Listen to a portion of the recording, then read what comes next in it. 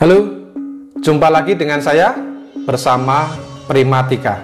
Adik-adik, setelah di video sebelumnya kita belajar tentang peluang suatu kejadian sederhana, pada video kali ini kita akan belajar tentang peluang kejadian komplement dan frekuensi harapan.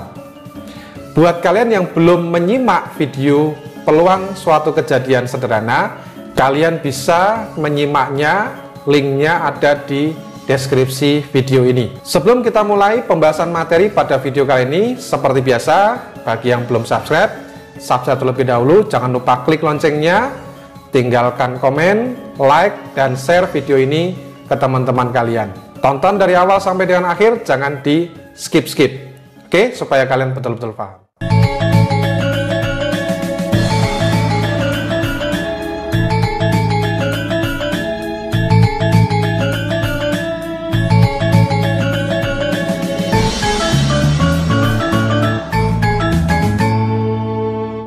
Baik, kita mulai dari pembahasan peluang kejadian komplement. Agar kalian paham tentang peluang komplement, perhatikan ilustrasi berikut, adik-adik.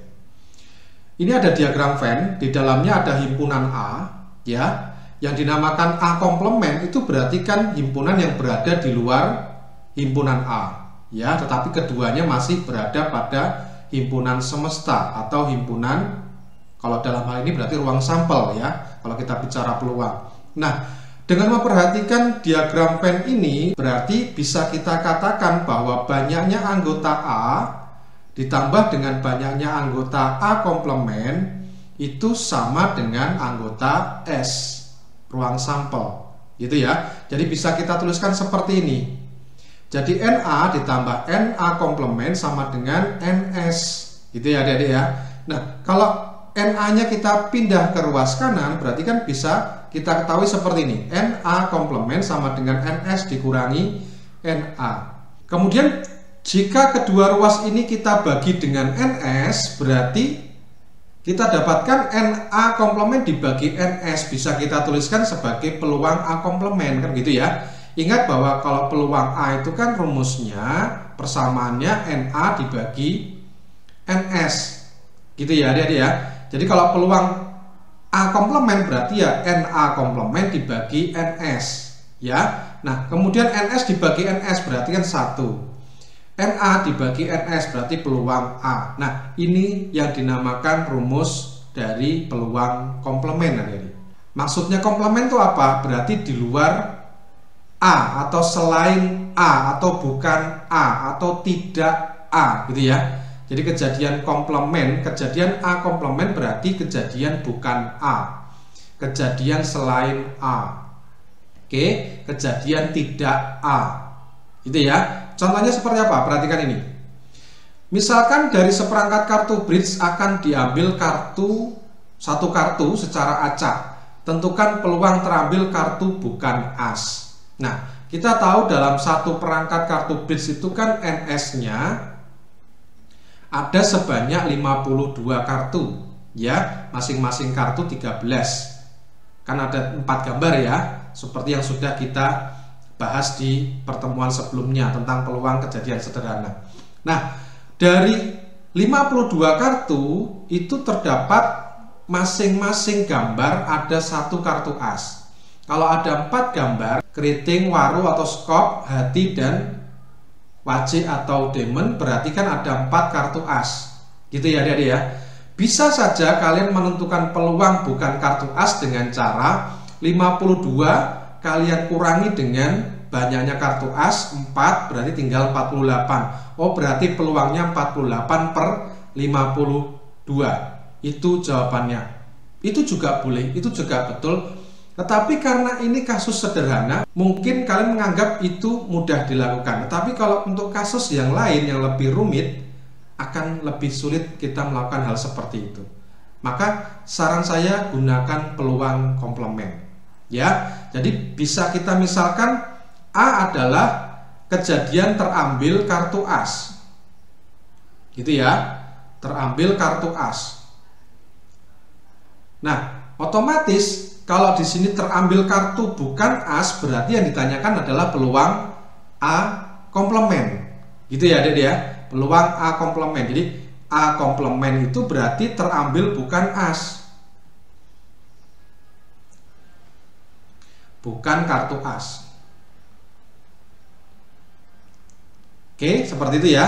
Nah, berarti kita cari tahu kalau A itu adalah terambil kartu as, maka NA berapa? NA ada sebanyak 4 karena as itu ada 4, iya kan? As keriting, as sekop, as hati, as wajib, ya ada 4. Kemudian kita bisa nulis bahwa peluang A komplement itu sama saja 1 dikurangi peluang A. Oke, nah peluang A itu berapa?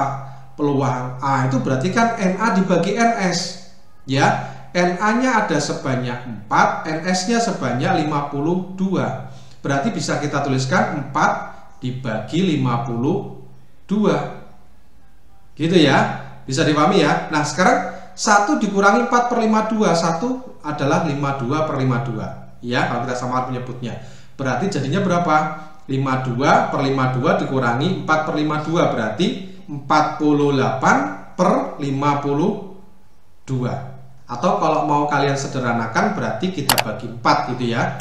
Berarti 12/13. Ini hasilnya.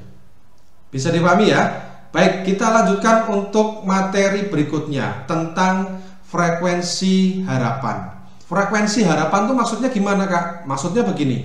Jadi kalau misalkan di dalam suatu percobaan yang dilakukan berulang kali sebanyak N kali, katakanlah gitu ya, sebanyak N kali. Nah, kemudian dari percobaan yang dilakukan itu kan ada beberapa kejadian tentunya ya, seperti yang kita bahas di pertemuan sebelumnya. Nah, frekuensi harapan muncul kejadian A, katakanlah gitu. Frekuensi harapan muncul kejadian A berarti sama saja peluangnya A, ya. Peluang itu berarti kan untuk 1 kali percobaan dikali dengan banyaknya percobaan yang dilakukan. Nah, kalau percobaan yang dilakukan sebanyak N kali berarti dikali dengan N, ya. Jadi pengertiannya bisa dikatakan seperti ini. Frekuensi harapan muncul kejadian A atau dituliskan ini FHA gitu ya, dirumuskan sebagai FHA sama dengan N dikali peluang A. Jadi N itu adalah banyaknya percobaan yang dilakukan, PA adalah peluang kejadian A. Jadi misalkan kalau kita melemparkan 2 koin ya, 2 koin kita lemparkan sekali, peluang muncul keduanya angka. Nah, itu kan berarti peluang A, katakanlah kejadian A adalah peluang muncul keduanya angka, ya kan? Kita bisa hitung berarti 1/4, ya kan? Tetapi kalau 2 koin yang kita lemparkan itu kemudian kita ulang-ulang sampai katakanlah 50 kali, maka berapa frekuensi harapan muncul keduanya angka? Kira-kira jatuhnya uang logam itu muncul keduanya angka ada berapa kali?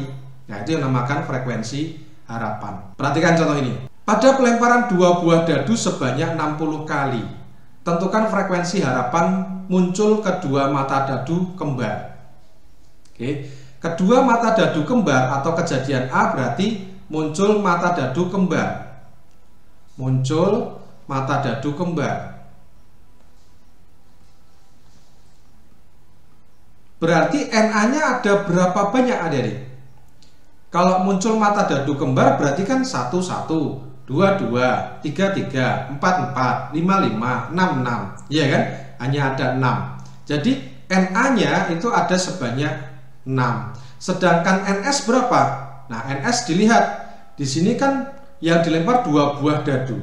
Jadi kalau 2 buah dadu kan NS-nya mesti 6 kuadrat. Iya kan? Berarti ada 36. Nah, untuk menghitung frekuensi harapan muncul kedua mata dadu kembar, kita lihat N-nya berapa? N-nya 60 kali. Kan gitu. N-nya 60 kali.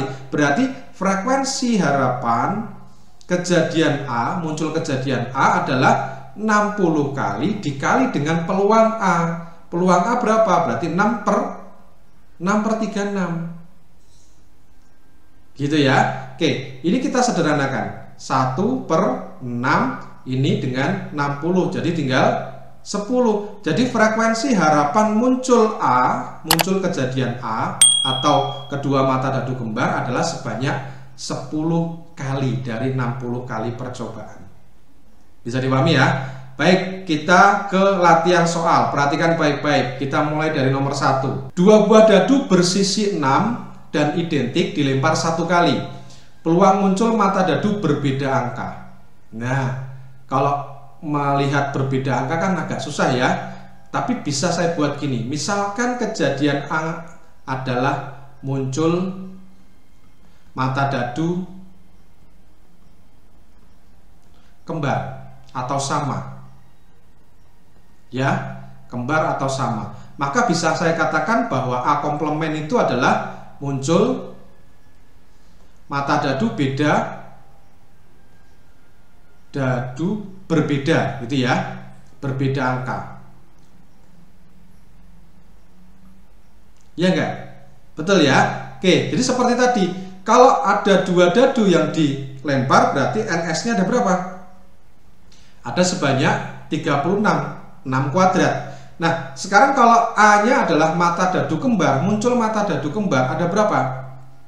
Kayak tadi ya. Berarti 1, 1, 2, 2, 3, 3, 4, 4, 5, 5, 6, 6. Berarti ada 6. Nah, karena yang ditanyakan adalah peluang muncul mata dadu berbeda angka, berarti kan A komplement. Iya kan? Maka yang kita hitung kan peluang A komplement. Jadi sama saja dengan 1 dikurangi peluang A. Ya, maka 1 dikurangi berapa? 6/36. Nah, sekarang kita lihat di sini. 1 itu kan sama saja dengan 36/36 gitu ya. Nah, 36 dikurangi 6/36 berarti kan jadinya 30/36. Selesai. Oke, jadi jawaban yang tepat adalah E. Bisa dipahami ya? Oke, kita lanjutkan nomor 2. Dari seperangkat kartu blitz akan diambil 1 kartu secara acak. Peluang kartu yang terambil selain kartu bergambar orang atau JKK. Selain ya. Jadi peluang komplement juga seperti tadi. A misalkan kejadian terambil kartu JKK gitu ya. JKK. Ya, berarti kan kalau selain jadinya A komplement. Terambil selain gitu ya, selain kartu JKK. Nah, sekarang gini, kalau A itu adalah terambil kartu JKK, NA ada berapa? Masing-masing kartu ada J, ada Q, ada K. Iya kan? Ada 4 gambar, berarti ada 12. Dari satu perangkat kartu blitz ada 12 kartu yang tulisannya J, Q, dan K. Ya, jadi NA-nya adalah 12. Nah, NS-nya berapa? NS-nya kan berarti 52 karena satu perangkat kartu blitz. Oke, berarti apa? Yang kita cari adalah peluang A komplement seperti tadi. Berarti 1 dikurangi peluang A. Ya, berarti 1 dikurangi berapa? 12/52. Gitu ya. 1 adalah 52/52 berarti kalau 52/52 dikurangi 12/52 berarti berapa? 40/52. Selesai. Oke, jadi jawaban yang tepat adalah D. Lanjut nomor 3. Dalam sebuah kotak terdapat 4 bola merah dan 6 bola putih. Dari kotak itu diambil 2 bola sekaligus. Hati-hati, 2 bola sekaligus secara acak. Peluang terambil sekurang-kurangnya 1 bola putih. Ini gini ya, ada kotak, di dalamnya ada 4 bola merah, ada 6 bola putih. Diambil dari dalam kotak ini 2 sekaligus. Kalau diambil 2 sekaligus, maka kemungkinannya itu kan dua-duanya merah, ya kan? 1 merah, 1 putih. Oke, atau dua-duanya putih. Gitu ya, paham ya? Nah, kalau yang ditanyakan peluang terambil sekurang-kurangnya 1 bola putih, berarti kan ini. Sekurang-kurangnya 1 bola putih. bisa satu bola putih, satu merah, atau dua-duanya putih. Nah, kalian bisa menghitungnya dengan cara mencari satu-satu, satu merah satu putih berapa dan dua putih berapa, kemudian dijumlahkan, ya. Atau kita menggunakan peluang komplement, adik-adik. Caranya gimana? Misalkan gini, A adalah terambil keduanya merah. Paham ya? Nah, berarti kan kalau gitu A komplement itu berarti terambil sekurang-kurangnya. Nah, seperti soal ya, sekurang-kurangnya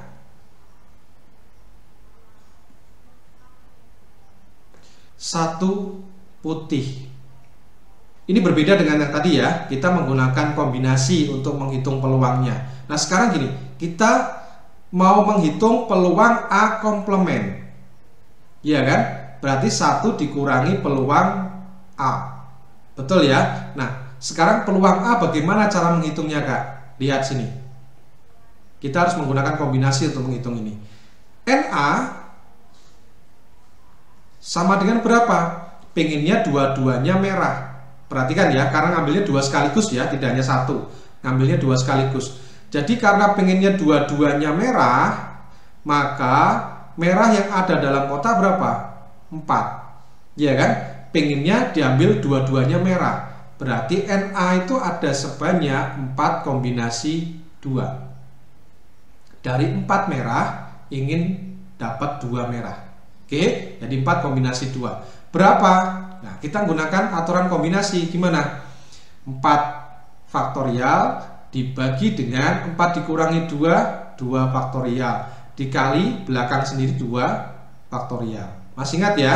Oke, sekarang gini, kita uraikan 4 faktorial menjadi begini. Ya. Nah, ini kita coret. 2 faktorial itu kan 2, ya kan? 2, 4 kali 3, 12, dibagi 2 berarti 6. Paham ya? 6. Nah, sekarang NS-nya. NS gimana? NS kan jumlah ruang sampel. Di dalam kotak ini ada berapa bola? 4 merah, 6 putih, berarti kan 10. Ya kan? Akan diambil 2 bola sekaligus. Dari 10 bola akan diambil 2 bola sekaligus, berarti NS-nya itu 10 kombinasi 2. Ya, maka sama dengan berapa? Kayak tadi, 10 faktorial dibagi 10 kurangi 2, 8 faktorial dikali 2 faktorial. Yang ini ya.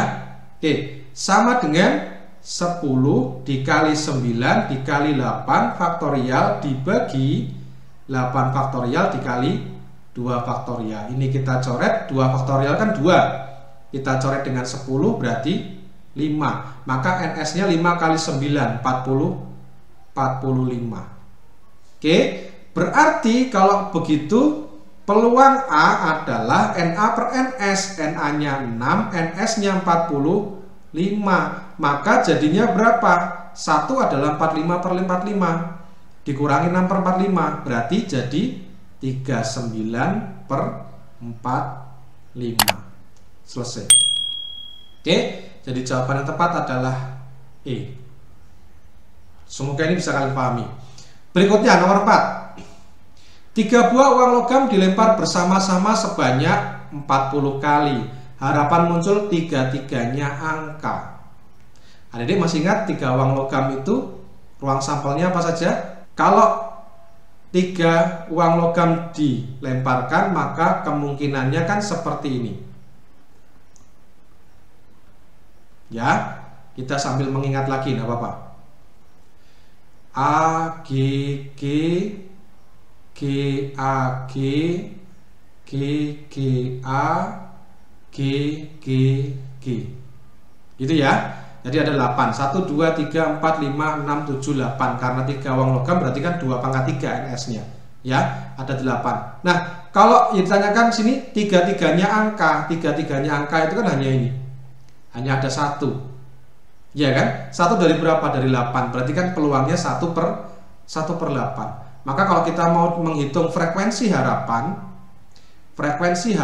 muncul ketiganya angka anggap itu adalah kejadian A gitu ya, maka sama dengan N 40 dikali dengan peluang muncul ketiganya angka. Peluang muncul ketiganya angka adalah NA-nya 1 dari NS-nya 8. Jadi 1/8. Oke, maka ini jadinya 5. Paham ya? Jadi jawaban yang tepat adalah E. Oke, lanjut terakhir nomor 5. Pada percobaan lempar undi 2 buah dadu sekaligus sebanyak 72 kali, harapan muncul mata dadu kembar. Tadi, kalau 2 dadu dilempar sekaligus, maka muncul mata dadu kembar itu kan ada sebanyak berapa? Kalau kita sebutkan adalah kejadian A ya, maka NA ada berapa? 6 ya. 1, 1, 2, 2, 3, 3, 4, 4, 5, 5, 6, 6. Kan ada 6. Dari NS berapa? NS kalau 2 dadu berarti 6 kuadrat, berarti 36 ya kalau 2 dadu. Nah berarti karena kita mau mencari frekuensi harapan muncul mata dadu kembar, ya katakanlah kejadian A adalah muncul mata dadu kembar, maka sama dengan apa? N-nya 72 kali dikalikan dengan peluangnya. Peluangnya berarti 6/3, 6/3, 6. Oke, nah ini kalau kita coret kan berarti 2. Ya, 2 kali 6 sama dengan 12. Selesai. Jadi jawaban yang tepat adalah D. Bagaimana adik-adik? Bisa kalian pahami dengan baik ya? Semoga kehadiran video ini bisa menambah pemahaman kalian tentang peluang, komplement, dan frekuensi harapan. Tetap semangat dalam belajar, jangan lupa jaga kesehatan, ikuti terus update terbaru video-video dari Primatika. Kita akan segera jumpa lagi di video yang lainnya. Sampai jumpa.